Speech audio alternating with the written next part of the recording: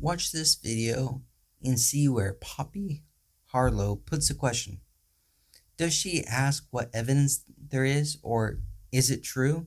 Or does she assume what those that lied about what Biden said in the first place should be taken seriously and that the White House should be forced to answer their questions? All of these things matters, and all of these things have been extreme views. House Republican leader Kevin McCarthy, as you know, just spoke a few minutes ago in the president's hometown, no coincidence there, of Scranton, so pre-buttal, if you will, arguing the president's trying to distract Americans from the problems many folks at home face, kitchen table issues, the economy, education. He also called on the president to apologize tonight for saying, as you know, a few days ago, that the MAGA movement is, quote, like fascism. He said that at that private donor event. Did you notice how nothing the spokesman said even registered? She had her question planned and she was going to demand that the White House answer the question that Republicans posed. She wanted to lay attacks against the Democrats. Then she gets to the video clip. She doesn't care what was actually said or what will be said in the speech, but cares about Republicans' hurt feelings, even though McCarthy is going to lie again. Take a listen to what McCarthy's asking for. When the president speaks tonight at Independence Hall, the first lines out of his mouth should be to apologize for slandering tens of millions of Americans as fascists. The president didn't say that, but the media doesn't care. McCarthy lied, and nothing will stop this reporter, because we have nothing else to call her, from attacking like what she is doing is at all helpful. The notion that both sidesism is neutral should be put to bed. When one side is lying, demanding the other side respond, reporters show who they are. Why aren't reporters demanding to know why Republicans are lying? If they are actually fascists, why aren't they?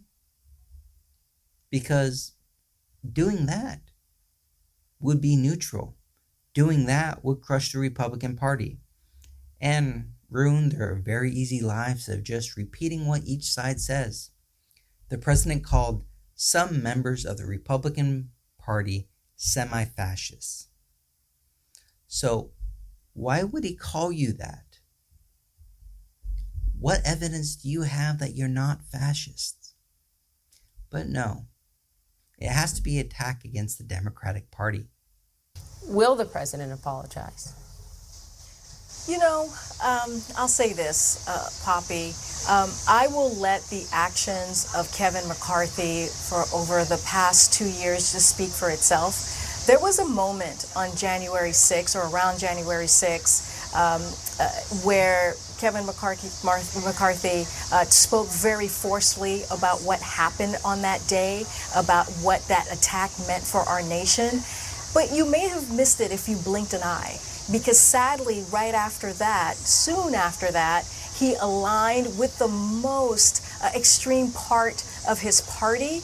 And that is a sad thing to say. That is not a great thing to say. That is a sad thing to say as we talk about that mob, that insurrection that I just spoke about that landed on our Capitol to attack our democracy, to attack law enforcement officers. Again, he spoke to it, and then you blink an eye. Again, so you may have missed that. I understand, our viewers, I think, fully understand the shift that Kevin McCarthy made from what he said then to what he said later.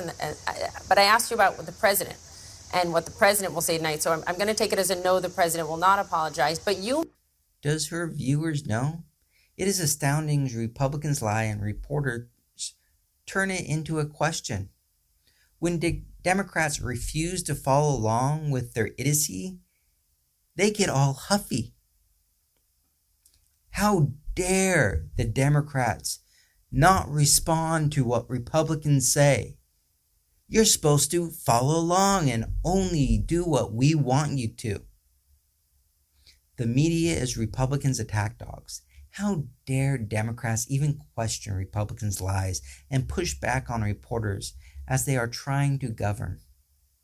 When the media ignores the lies and demands Democrats answer for them, why doesn't the media respond in kind to the Republicans? Democrats don't get the same treatment. Both sidesism isn't to be fair. It is there for the media to serve their corporate overlords by destroying the Democrats and American democracy. So if you like those videos, please help. The YouTube algorithm is horribly biased against, progressives. And the Republicans have massive amounts of money just to buy it off. So every time you like, every time you put a comment down below, helps us out. So like, subscribe, and if you really want to help the environment, down below is a link to a GoFundMe page where it has a brand new